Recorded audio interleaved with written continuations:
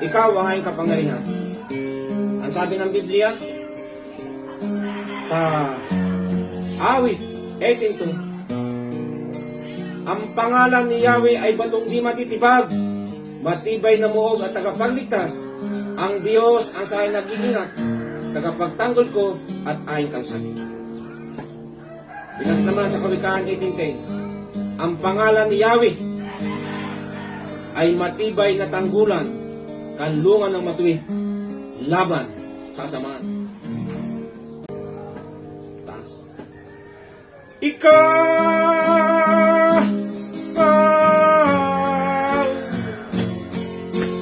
ang aking kapangyarihan,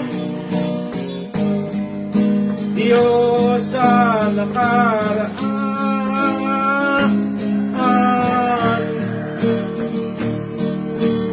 at kasalukuyan. Ikaw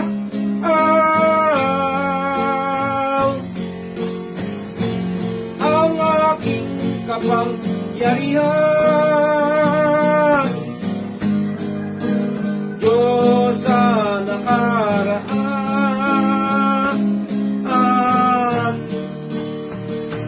at kasalukuyan. Ano ang malaking dahilan?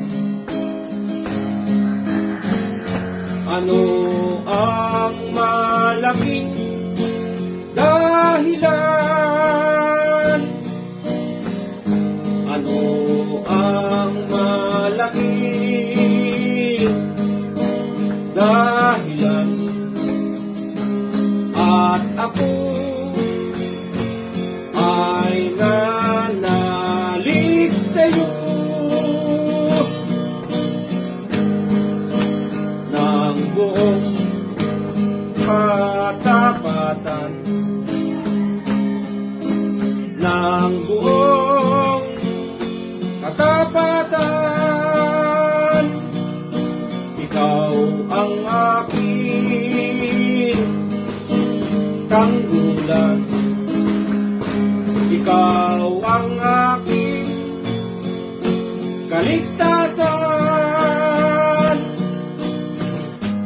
Ito pa ang isang malaking dahilan.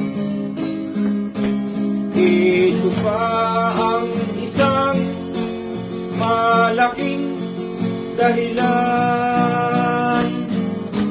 Ikaw ang aking kagalingan, ikaw ang aking kagalingan, ikaw ang aking karunungan, ikaw ang aking karunungan.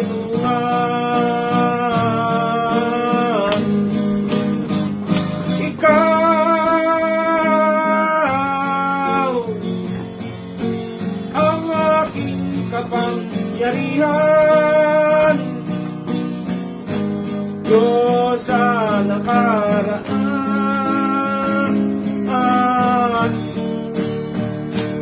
at kasalukuyan. Ikaw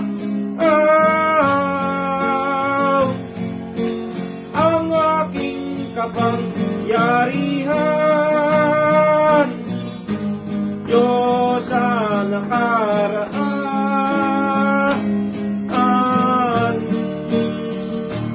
at kasalukuyan.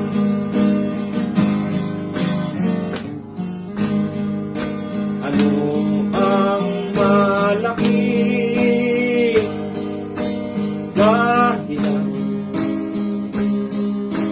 At ako ay nanalig sa'yo ng buong puso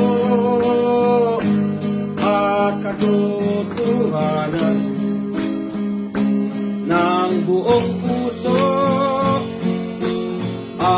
katapatan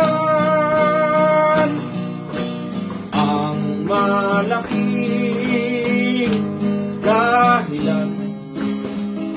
Ikaw ang aking tanggulan,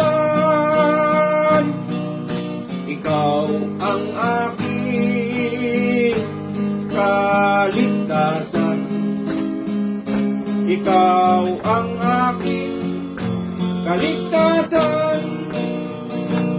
Ito pa ang isang malaking dahilan. Ikaw ang aking kagalingan, ikaw ang aking karunungan, ikaw ang aking karunungan, ikaw ang aking kapangyarihan. Diyos sa nakaraan at kasalukuyan, ikaw ang aking kapangyarihan. Diyos sa nakaraan at kasalukuyan. Once again, ikaw ang aking kapangyarihan. Diyos sa nakaraan at kasalukuyan. Salamat, Lord, sa iyong kabutihan. Tunay na ikaw, Ama, ang makapangyarihan Diyos. Sa ngalan ng Panginoon Jesus, walang bagay na imposible. Wala nang bagyo sa lugar namin, maring at mainit. Dahil ang sabi mo, ay pagbawal sa lupa, ay pagbabawal sa langit. Ipahintulot sa lupa, ipahintulot sa langit. Matthew 18:18. Kaya salamat, Lord.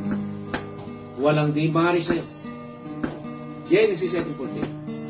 At binanggit mo bilang 11:23. Meron ba akong hindi kaya? Kaya Lord, salamat sa strong faith, strong prayer, at strong word. Salamat. Kaya ako nakakaawit dahil ikaw ang tunay na kupusan. Kung ano dalang sa pangalan ni Jesus. Amen.